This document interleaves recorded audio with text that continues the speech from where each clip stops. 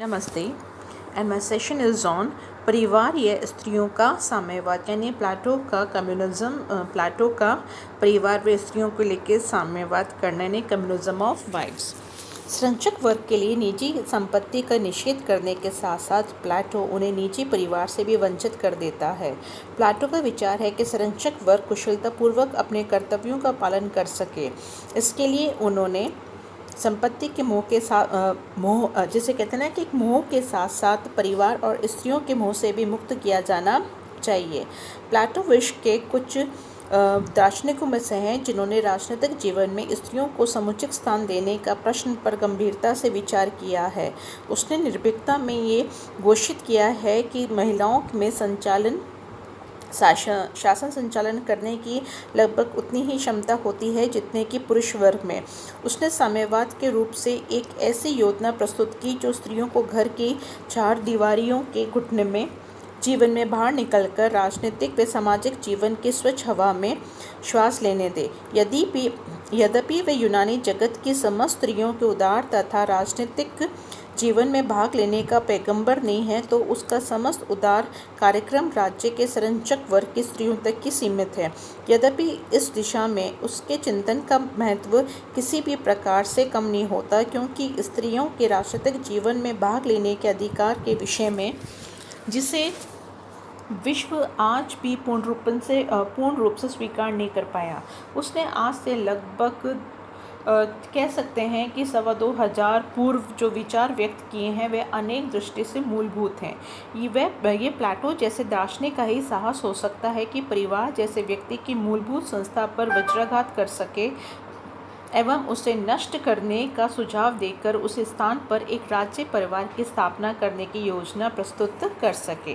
प्लेटो की मान्यता थी कि परिवार एवं व्यक्तिगत संपत्ति एक दूसरे से जुड़े हुए हैं। परिवार एक वह संस्था है जो व्यक्ति को संपत्ति उपार्जन के लिए बाध्य करती है। अपनी पत्नी, बच्चों तथा अन्य प्रियजनों के लिए संपत्ति जुटाने हेतु व्यक्ति को बाध्य ही नहीं होना पड़ता, बल्कि ऐसा करना उसे एक पवित्र तथा नैतिक कार्य प्रतीत होने लगा है। अपने परिवार के ये किन प्रकार अधिकाधिक संपत्ति जुटाने के लिए कामना तथा प्रयत्न प्रत्येक व्यक्ति करता है। राज्य के विवेक तथा उत्साह यानी विजडम एंड स्पिरिट का प्रतिनिधित्व करने वाले संरक्षण वर्ग के लोग भी परिवार के हित के लिए संग्रह वृत्ति का अपना लेते हैं। प्लेटो ने अपने परिवार संबंधी साम्यवाद की योजना के पक्ष में कुछ ऐसे युक्तियां प्रस्तुत की है, जैसे कि संरक्षक वर्ग को पारिवारिक मोह से मुक्त करना, राज्य में एकता स्थापित करने हेतु महिलाओं की मुक्ति तथा समानाधिकार, श्रेष्ठ संतति की प्राप्ति और विवाह संस्था में सुधार। यानी पत्नियों का साम्यवाद या राज्य परिवार की रूपरेखा। महिलाओं को पारिवारिक बंधनों से मुक्त कर उन्हें शासक वर्ग में स्थान देने मात्र को ही प्लेटो पर्याप्त नहीं समझा जाता। उसने इस बात की भी व्यवस्था की थी कि संरक्षक वर्ग के स्त्री पुरुषों से श्रेष्ठ आधार पर यौन संबंधों का विकास हो, जिससे कि उनकी संतति का राज्य के इतिहास में उपभोग हो सके।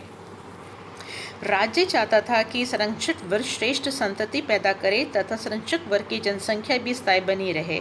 इसके लिए शासक वर्ग के लिए एक व्यक्तिगत यौन संबंधों पर आधारित व्यक्तिगत परिवार की स्थापना का खतरा मोल नहीं लेना चाहता था। वस्तुतः उसने राज्य परिवार की स्थापना की रूपरेखा प्रस्तुत की।